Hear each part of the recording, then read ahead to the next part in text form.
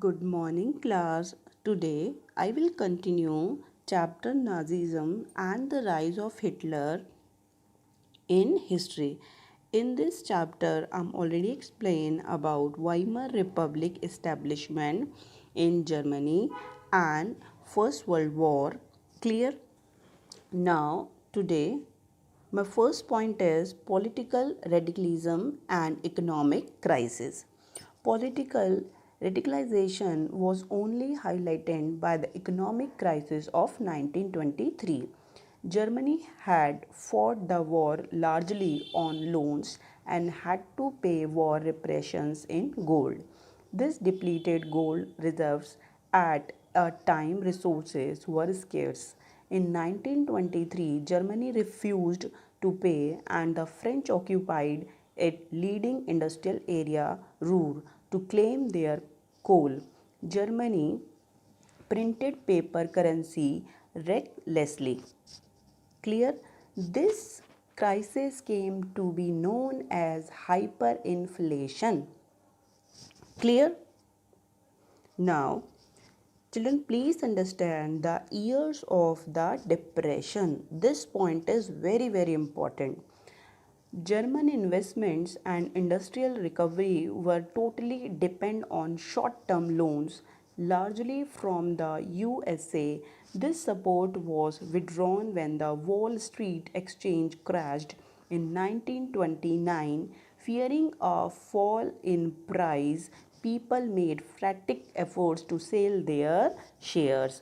This was the start of Great Economic Depression. Now you understand Great Economic Depression. Over the next 3 years between 1929 and 1932, the national income of the USA fell by half. Factories shut down, exports fell, farmers were badly hit. The German economy was worst hit by the economic crisis. By 1932, industrial production was reduced to 40% of the 1929 level. Workers lost their jobs or were paid reduced wages. On the street of Germany, we easily saw placard around their neck saying willing to do any work. Unemployment youths played card or simply sat at street corners. Clear? As job disappeared, the youth took to criminal activities. This is the situation during the period of the years of economic depression. Clear? Now, my next point is introduction of Hitler. This crisis in the economic polity and society formed the background to Hitler's rise to power, born in 1889 in Austria. Clear? He was a powerful speaker. Next point is Hitler's rise to power. The German defeat horrified him and the Versailles Treaty made him furious. In 1919, he joined a small group called the German Workers' Party. He subsequently took over the organization and renamed it the National Socialist German Workers' Party. This party came to be known as the Nazi Party. Children, learn Nazi Party. This party name now Nazi Party. Clear?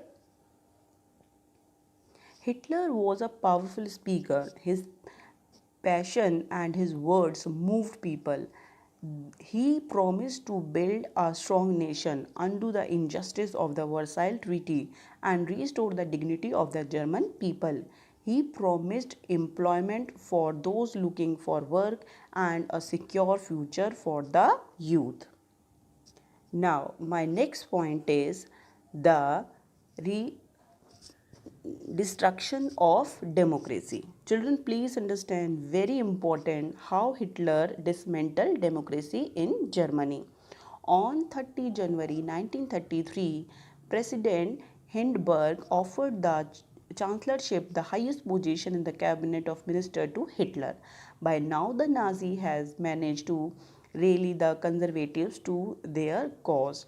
Having acquired power, Hitler set out to dismantle the structure of democratic rule. A mysterious fire that broke out in the German parliament building in February facilitated his move. The fire decrees of 28 February 1933 identify suspended civic rights like freedom of speech, press, assembly that had been guaranteed by the Weimar Constitution. Then he turned on his enemies, the communists, most of whom were hurriedly packed off to the newly established concentration camp. On 3rd March 1933, the famous Enabling Act was passed. This act established dictatorship in Germany. It gave Hitler all power to sideline parliament and rule by decree. All political parties and trade unions were banned except the Nazi Party and its affiliates. The state established complete control over the economy, media, army, and judiciary. Hopefully, you understand these are the steps taken by Hitler to dismantle democracy from Germany. Clear? Now, Reconstruction by Hitler. This is a new point, Reconstruction by Hitler. In foreign policy also Hitler achieved quick successes. He pulled out of the League of Nations in 1933, reoccupied the Rhineland in 1936 and integrated Austria and Germany in 1938 under the slogan One People, One Empire and One Leader. Clear? In September in 1939, Germany invaded Poland. This started a war with France and England. The war ended, Second World War. The war ended in May 1945 with the Hitler's defeat and the US dropping the atom bomb on Hiroshima in Japan. Children, understand, Hitler defeated in Second World War when America interfere and enter in Second World War. The war ended in May 1945 with the Hitler's defeat. Clear? Now, hopefully you understand this lecture. Continue this chapter in my next video.